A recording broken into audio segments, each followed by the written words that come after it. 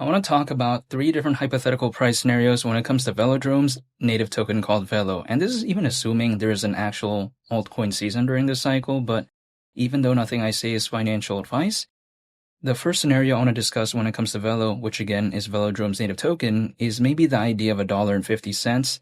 Now that's around a 34x from here. And the market cap at that point, considering current circulating supply, it'd be around 1.3 billion. However, even besides that point, why wouldn't this necessarily surprise me? It's because I like Velodrome fundamentally, and let me explain why. Velodrome, it's a decentralized exchange on Optimism. Now, in case someone may be wondering, okay, what is Optimism?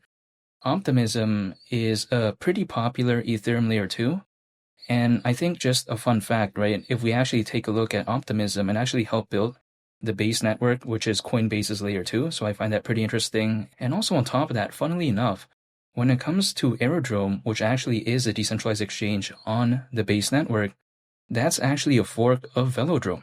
And I'm also, excited when it comes to Aerodrome, but again, I just want to mention that real quick. However, even besides that, sometimes you may be thinking, okay, what's so cool about a layer 2? Like, who cares about that? Well, here's the way to take a look at it. Ethereum, it's a very popular layer 1 blockchain, but I still think even despite that, there are some drawbacks. Like for instance, the arguable scalability issues and also, the gas fees, which I think are kind of sky high personally for me. I'm not really a fan of that. So what does a layer 2 basically do in this case, right? It kind of allows Ethereum to be enjoyed while at the same time not necessarily having to deal with the drawbacks I mentioned before. So again, there are many layer 2s out there, but Optimism, it's pretty popular, and again, I just like the use case overall. So when I take a look at Velodrome being a decentralized exchange on Optimism, this is something that I find pretty interesting to me. Aerodrome actually has more popularity in my opinion when compared to Velodrome, despite it being a fork of Velodrome. But even besides all that, I'm still excited when it comes to Velo because the market cap is actually currently around 40 million, which actually kind of surprises me again considering the fundamentals of it. Now, if I take a look at a decentralized exchange, by nature, right, the way you take a look at it is that it kind of falls under the category of the decentralized finance market, or should I say the DeFi market. And if I take a look at that, that market size right there is expected to be worth over 200 billion by 2030, according to Grandview Research. So that's pretty massive in my perspective. And when I take a look at sometimes people telling me, oh, why do you care about this? Well, again, if let's say, the altcoin season does hypothetically maybe happen and there's a lot of attention when it comes to Ethereum, and let's say, the Ethereum ETF and all that gets a lot of attention as well, which, arguably it already has, but let's say hypothetically more, and let's say maybe Optimism, which is, one of the pretty popular Ethereum layer 2s out there, kind of goes along with the ride, maybe something like Velodrome, who knows, right? This is why I'm very excited. Hypothetically, if it does go along with the ride, it wouldn't necessarily surprise me, but only time will tell. And maybe the idea of Velo at $1.50, it wouldn't necessarily surprise me either, if it maybe were to even happen. But besides that, the second scenario I want to discuss is maybe the idea of $1.75. That's nearly a 40x from here, and the market cap at that point, considering current circulating supply, it'd be around 1.6 billion. Now, the way to take a look at it is this.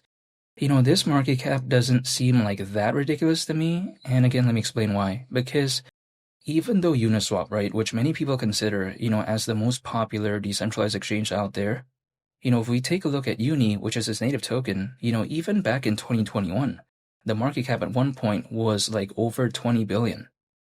And again, this is like around 1.6 billion considering current circulating supply at the price of $1.75. Again, I'm talking about Velo. So again, that market cap when it comes to Velo, it wouldn't necessarily surprise me, but only time will tell.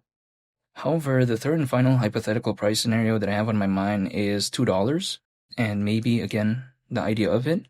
However, that is around a 45x from here, and the market cap at that point would be around 1.8 billion if we were to consider, again, the current circulating supply. Now, what I like, again, about this cycle, right, is kind of the popularity of the Ethereum ETF and also the Bitcoin ETF. And again, Velodrome being a decentralized exchange on Optimism, which is an Ethereum layer 2. I just like that overall, that whole vibe, I would say. However, I don't think I've seen a fully fledged type of altcoin season during this cycle.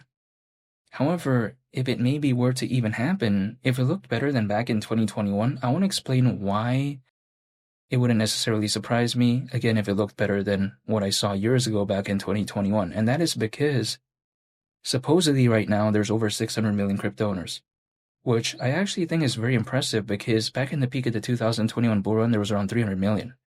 So if it looked better again this altcoin season, maybe if it ever even were to happen during this cycle, again, if it looked better than back then, wouldn't surprise me, but only time will tell.